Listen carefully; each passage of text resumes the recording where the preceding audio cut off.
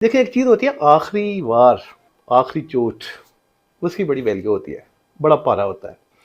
اور ہم میں سے بہت سارے لوگ اس طرح کے ہیں کہ جو وہاں تک پہنچ ہی نہیں پاتے، آدھ سے ہی مڑ کے واپس آ جاتے ہیں.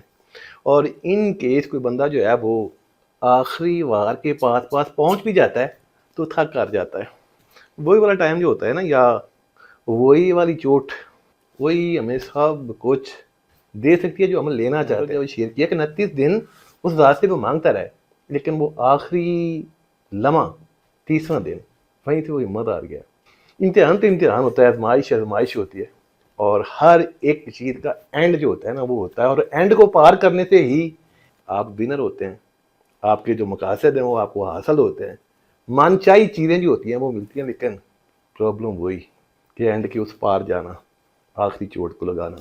اللہ تعالیٰ کی ذات جو ہے نا وہ ہم سبھی لوگوں کو باہمت رکھے، وہ جو آخری چوٹ لگانی ہے نا تب تک، اور ہمارا جو عقیدہ ہے، اپنی ذات کے اوپر بھروسہ ہے، اس کو بھی قائم رکھے.